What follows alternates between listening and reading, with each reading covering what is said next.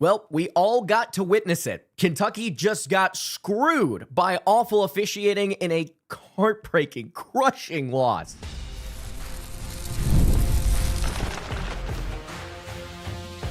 You are Locked On Kentucky, your daily podcast on the Kentucky Wildcats, part of the Locked On Podcast Network, your team every day. All right, what's going on, Big Blue Nation? Welcome on into Locked On Kentucky, your daily Kentucky Wildcats podcast. I'm your host, Lance Dawe, and on today's episode of the show, we are going to be recapping Kentucky basketball's crushing 75-74 loss to the Auburn Tigers on the road, a game Kentucky needed badly, looked like they might have in hand, and yet the officiating decides to stick its nose into another heartbreaking loss. We're going to be breaking this one down for you, talk about why the officiating cost Kentucky this game. Where do the Cats go from here? Mark Pope's insane post-game press conference that I got to witness in person. That was nuts.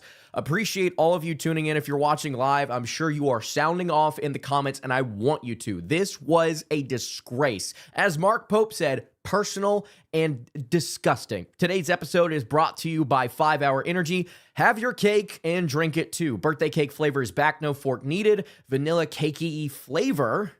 Caffeinated kick and no sugar. It's party time. Ordered now at 5hourenergy.com or over on Amazon. Again, I really appreciate you guys tuning in. If you are watching on YouTube, you'll see we've got the blind ref outfit on because of what happened at the end of the game. Kentucky up, looking like if they can inbound the ball, hit a couple of free throws, they're going to find a way to win this game. And then Colin Chandler, who is being wrapped around the waist by, I believe, Keyshawn Murphy, as if Murphy was Chandler's prom date and they were about to take a photo together, hugging Colin Chandler, who tries to break away from Murphy. No call, with Keyshawn Murphy wrapped around Colin Chandler. No call. But Chandler, when he tries to break free from Murphy, immediate offensive foul called. Auburn gets the ball back. They get a tip in with 1.2 seconds left, and that's your ball game. We can talk about the mistakes that Kentucky made. I think that we need to talk about the issues that Auburn had as well. If we're going to talk about, well, Kentucky didn't do these things to capitalize on the game, we need to talk about the officiating. We need to talk about how poorly Auburn played as well. We need to talk about all of it because it culminated in a piss poor call from, I believe, Courtney Green, who was the lead official in this game. It was a flop, first and foremost. And it was a terrible call to make in that moment after he was being held from getting to the ball. They don't call it. They do not call, the officiating crew, they do not call things by the book consistently. And it cost Kentucky a game directly here. I don't want to hear anything about, well, Kentucky lost this game because of missed threes. They lost this game because of 14 turnovers, because it culminated with the opportunity to win, despite that, taken away from the officials at the last moment. It was a bad call. A defensive foul should have been called before it. And Mark Pope, in the post-game press conference, when asked, what did you think about the Chandler call? He said, well, all of you saw it. All of you saw it. Every single one of you. And I'm not allowed to comment on it. But it was a disgrace. It was disgusting. And it was, the word he continued to use was personal.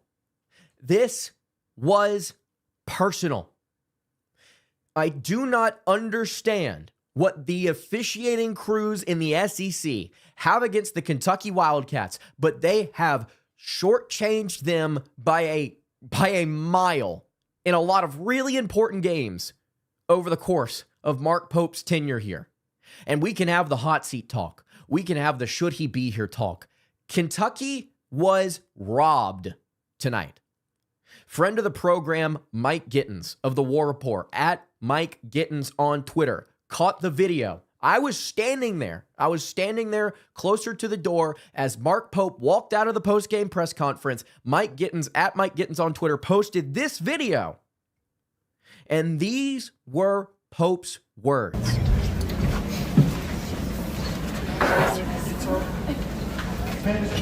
Those motherfuckers try 5-6 school. say a word about how they cheated. I know. Cheated. You hear it from the head man himself. Will Mark Pope get fined? I don't care. The fact that he stood up to this and was lit in the post-game press conference, I've never seen him like that. I credit him for actually standing out and making that comment. And you can't tell me that the comments, the pacing of it, and then the decision to make the comment while the door was still open loudly to Mitch Barnhart, who was there. I think it was calculated. I think he's trying to send a message. I think it's clear. He knows he's probably going to get fined, but he's trying to send a message to us and trying to send a message to his team. I hope this lights a fire under Mark Pope and his squad, because this was ridiculous. Absolutely ridiculous. Otega Oweh immediately posts on his Instagram story. Refs always trying to get into it. They're always trying to get into it. Mohamed Diabate reposts that, saying ridiculous. Kentucky got screwed tonight. Screwed out of a win. I don't want to hear anything about the shooting.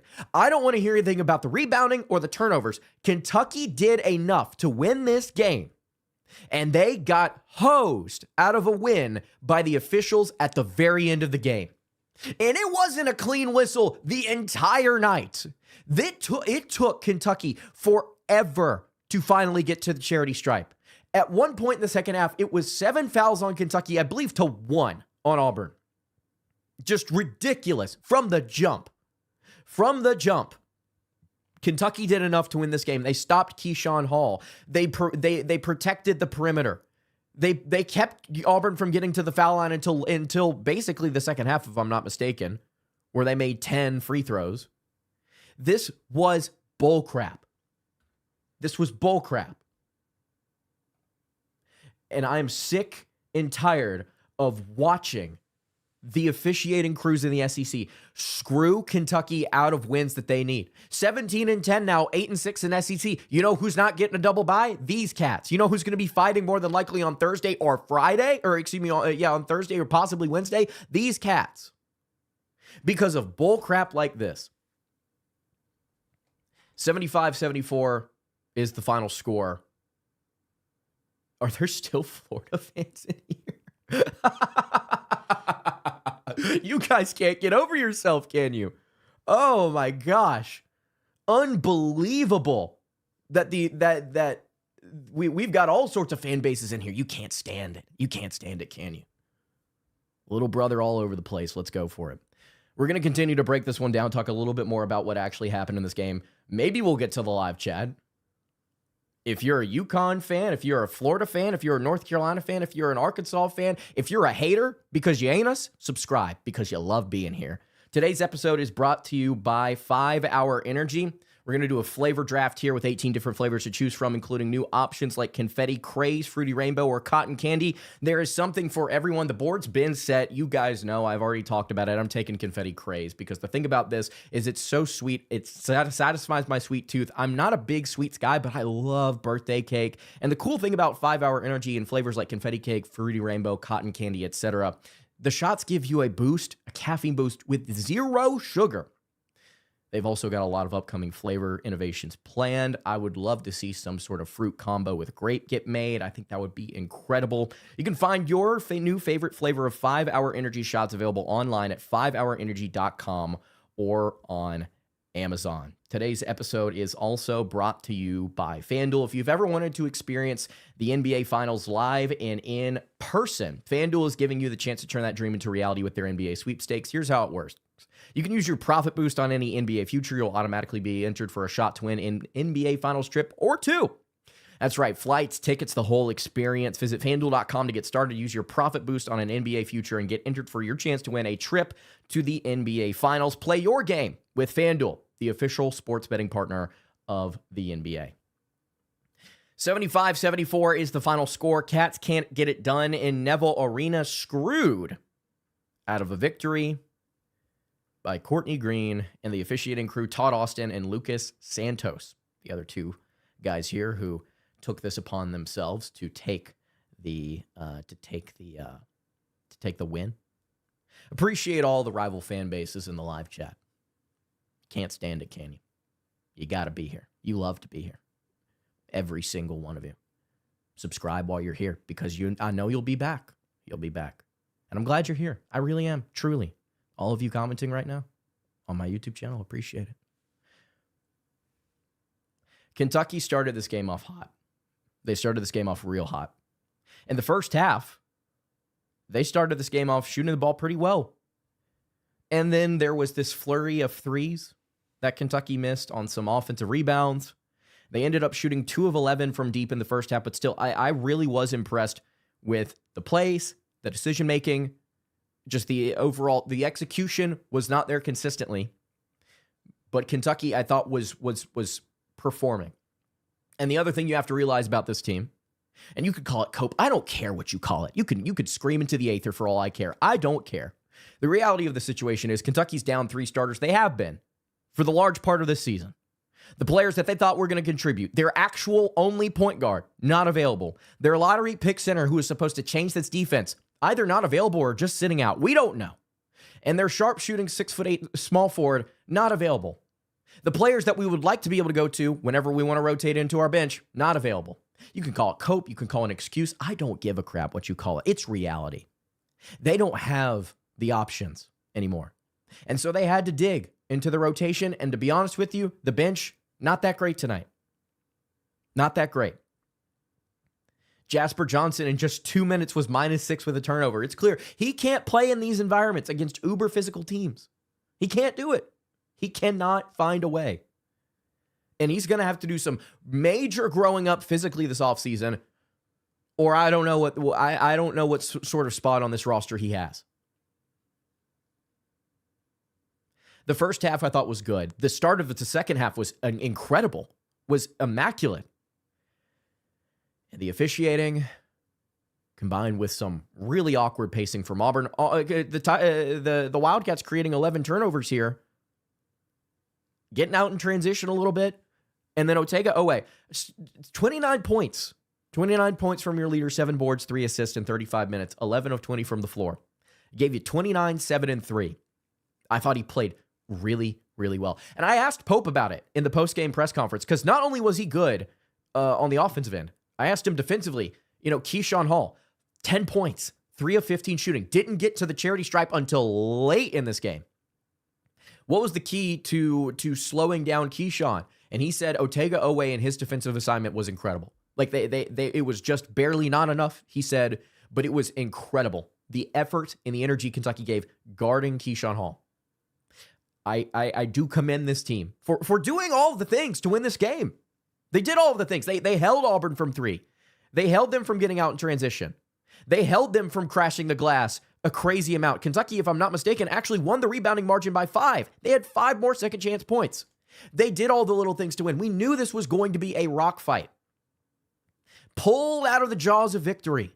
Courtney Green, you should have called a foul before anything else. If you have your arms wrapped around a player who's trying to break free to get the ball, that is a foul every single time. Do it by the book. Don't do it based off vibes. And I agree with Pope. Personal. It has to be. Either that or this league office needs to investigate these officiating crews, because something's going on. And I don't care if they're protected by a union. I don't care what they're protected. We need to get somebody involved to figure out what's going on here, because a foul should have been called before any sort of push off anything. It was a flop. You can't convince me otherwise. Flop city. Every other, by the way, if you are a fan of another team, just go ahead and give it to me. Go ahead, leave those comments. You want to, you need to. Go ahead, leave the comments. I love it. I love it. Just absolute bullcrap. We knew this game was going to be a rock fight. We knew it was going to be ugly. We knew this was going to pace weirdly. We knew Auburn was going to shoot themselves in the foot. We knew we were going to capitalize on it, and we did. We did. We were going to close this game out, and then the officials decided to rub their noses into it. Maybe it's a gambling thing, Julie. Maybe it is. Maybe it is. What's pathetic is losing to Auburn in the swamp, then trying to troll another team for a game you weren't involved in. Hey, man, if they want to comment, if the Carolina fans want to comment, if the Louisville fans want to comment, It's incredible. It's great. All of you. Leave your 2 cents in the comments below. Like and subscribe. We've been up and we're down right now, but we'll sure be back up soon. But I don't see a world where this doesn't light a fire under this team. You're projected to lose 3 out of your last 4. You're projected to lose to Vanderbilt at home. You're projected to lose on the road to Texas A&M. You're projected to lose at home to Florida. By 1 to the Commodores, by 2 to the Aggies, and by 5 to the Gators. I wouldn't be surprised if Kentucky wins out. Florida's a team that Kentucky can beat. Sorry, Gator fans. You are not invincible. It's a team Kentucky can beat and rup. Sorry. We'll see if they can, or they will. Reality is you're not invincible. That was a game that I thought Kentucky had a lot of chances in whenever you played the Gators a week or so ago. Vandy is a team I think Kentucky can punch in the mouth, especially playing at home. And something else I would like to see from the fans. I was talking about this a little bit with Jacob Goins, Christian Griffin of On the Line on ESPN 106.7. I was talking to them a little bit throughout this game, and they were pointing out how with about a minute 44 when Auburn went up 3, there were fans going for the exits. Neville Arena is not the environment that it used to be. And they were comparing it to Rupp, saying that it's filled with a lower bowl of people who don't cheer. Rupp's not loud enough. It doesn't get loud enough. It's not a factor against visiting teams. It's not enough of a factor. Against Vandy and against Florida, if you're watching this and you have a lower bowl ticket, if you have a ticket, period, to either of those games, you better be losing your ever-loving mind for 40 full minutes because this team needs it. They need it. They need the backup at home. They need this. Huge opportunity to completely change momentum after a stolen win. Stolen by Courtney Green and the officiating crew. We'll wrap this one up here in just a little bit. Before we do it, though, tell you guys about our friends over at Mazda. Hi, everyone. I'm Kalia Butler, host of Locked On Women's Basketball, and this is Mazda's Women's Basketball Snapshot, celebrating the work no highlight reel can ever capture. The WNBA has released its 2026 schedule featuring a 44-game regular season beginning on Friday, May 8th.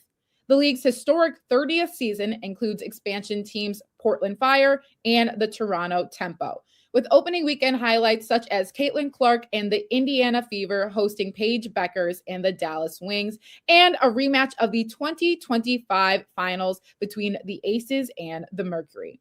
In college hoops, South Carolina handed Vanderbilt its first loss of the season with a dominant 103-74 win. These moments are earned off the clock, those long before the lights ever come on. The sweat, the fakes, the doubt, the scrapes, and coming back for more every time. Mazda puts the same drive into every detail. Wins define the moment. Putting in the work, that defines you. There's more to a Mazda because there's more to you. All right, wrapping up today's episode of the show. Thank you so much, everybody, for tuning in. Doesn't matter if you're a Kentucky fan, an Auburn fan, a Louisville fan, a Florida fan. Doesn't matter.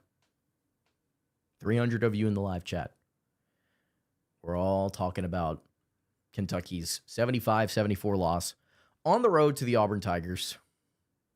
At one point, 8-3, second place in the SEC. Now 8-6, projected to get ugly down the stretch. I don't think it will.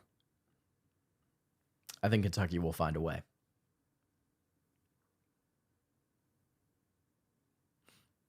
I think they'll find a way. Thank you, Auburnator. Appreciate it. GG's. Yeah, Auburn, but talk about Auburn needing this bad. They needed this one really bad. 5-game skid to some really good competition. We're getting into the live chat, I see. Oh, I love that. This was I believe their 5th big win of the year. Florida, NC State, St. John's, Kentucky. I guess Texas is the other big one. Or Arkansas, excuse me. So they will more than likely get in the tournament. By the way, they dropped 4 spots in adjusted offensive efficiency on Ken Palm after this. Auburn did, which is kind of crazy. We kind of talked about it. Auburn kind of bleeds points, man. And they bled 74 in this one. In a game, I don't think it was like particularly fast, if I'm not mistaken. Kentucky is the Rutgers of college basketball. That is an insane take. It's beautiful, though, that you're commenting. I appreciate it. You've got South Carolina on Tuesday. As Pope said, you've got 48 hours to turn things around. And what better opponent to take your frustrations out on than what has been effectively the punching bag of the SEC so far, South Carolina, who is sporting the conference's worst offense and this conference's second worst defense. They're coming off of a win against Mississippi State. I don't think they know what sort of freight train is rolling into Columbia. Whew. Excuse me. What a stolen win. What a stolen win.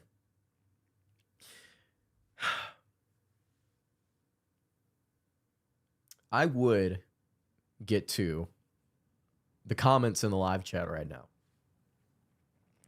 But I'm not going to lie to you. I think you guys are preoccupied.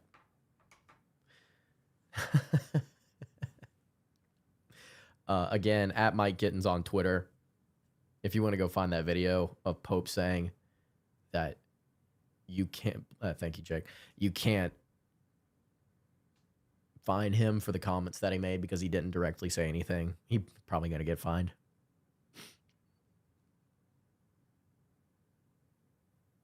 We'll see. We'll see. Auburnator, you're the first nice Auburn fan that I've dealt with in the history of me doing the show. This is now season 5. First nice Auburn fan. Let's go. Hope you all get things sorted out. I'm kind of at a loss because I'm still shocked by this. You got to go and beat the snot out of South Carolina, I guess. I'm glad Pope is livid. I'm glad he's upset. And I hope they turn this into something positive, and I would basically expect them to. So. All right, guys. Bit of a shorter live, I guess, but that's going to do it for tonight's episode of the show. Thank you guys so much for tuning in. Doesn't matter what fan base you cheer for. You're here. That's all that matters. You can subscribe, whether you're watching on YouTube or on podcast. You can follow the show over on Twitter at LockedOnUK. Follow me on Twitter at LanceDawe_. And follow the show over on Instagram at Kentucky Podcast. Any questions, comments, concerns, you can leave those in the YouTube comments below. You can hit me on the socials. I will see you all on Monday for another episode of Locked On Kentucky. Hope you guys have a great rest of your evening, and God bless.